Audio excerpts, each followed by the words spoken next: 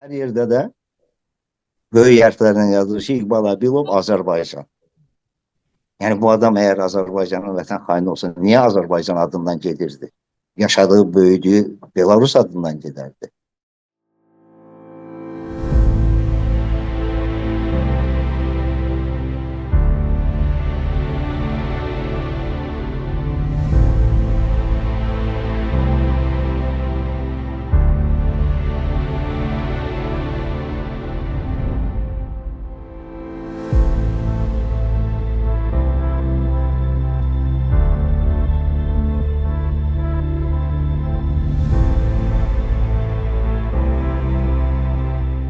İqbalın Masallı rayonunun DTX şöbəsinə gəlib, daha doğrusu evdən götürdülər. 6 saat söhbət etdilər. Ondan sonra çıxanda deyildi ki, yəni alim adamdır, gedib elmi ilə məşğul olsun, özünü qorusun. Yəni bizə deyilən sözlər, biz də İqbal da dedi ki, mən onlara demişəm, onsuz da 5 gündən sonra bileti vardı. İş yerine qayıtmalıydı. Pasportunu aldılar, siz gedə bilməzsiniz. Yəni gizli saklı yok, her şey ortada. Gedə bilməzsiniz. Neden? Gedə bilməzsiniz. Yaxşı. Ondan sonra getdik, döndük.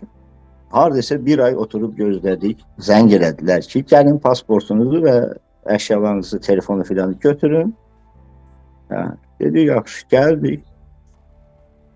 Qapıda gözləyirəm. Təbii ki, Dərvazanın o tərəfində.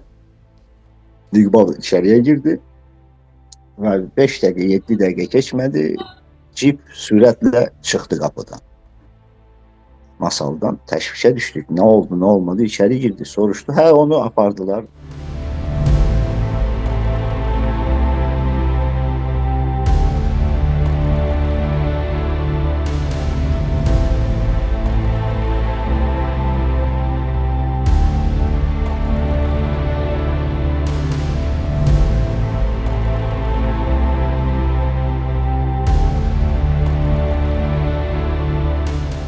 Qəbul olunmur, yəni ki, yəni elmlə məşğul olmaq, elmdə irəliləmək, akademik elmlə məşğul olmaq, müəyyən bir tarixlərlə, yəni ki,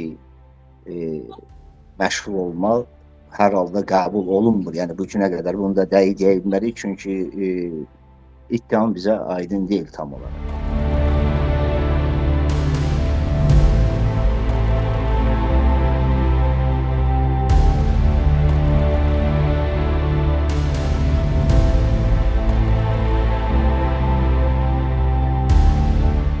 Biz buna etiraz etmişik. Çünki bu cinayət işinin materiallarında dövlət sirri təşkil edən hər hansı bir məlumat mövcud deyil. Yəni ümumiyyətlə İqbal Əbilovun dövlət sirri təşkil edən məlumatlara çıxış imkanı da yoxdur. Çünki dövlət sirri haqqında qanunda qeyd olunub hansı məlumatlar dövlət sirri təşkil edir və əgər belə bir məlumatlar olarsa, yəni xüsusi qriflənməlidir. Yəni ən azı bilinməlidir ki, bu həqiqətən də məxfi bir məlumatdır. Amma belə bir məlumatlar mövcud deyil və məhkəmə də proses iştirakçılarını, yəni bizi bir növ bu istintaq sənədlərinin yayılmayacağı ilə bağlı, yəni yayıldığı halda məsuliyyətə cəlb olunacağımızla bağlı xəbərdarlıq edir.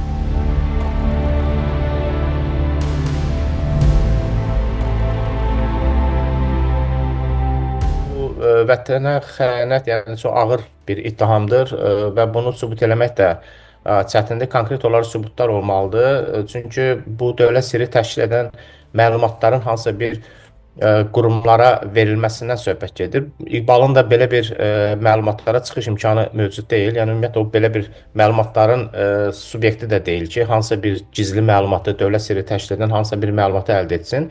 Yəni o alimdir, tarixçi, etnoqraf alimdir. Uzun illərdir Belarusda yaşayır, yəni uşaqlıqdan Belarusda yaşayır. Minsk şəhərində yaşayır və burada tarixi araşdırmalarla məşğuldur. Yəni bir tarixçi alim kimi o hansı məlumatlara sahib ola bilər?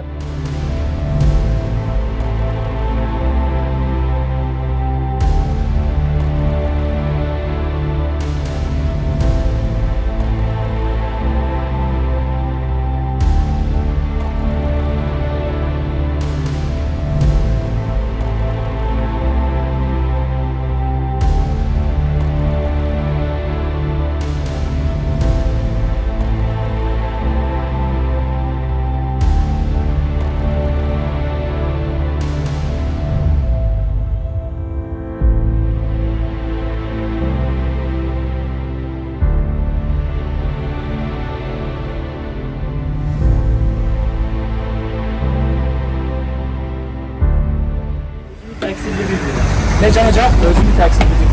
Wow.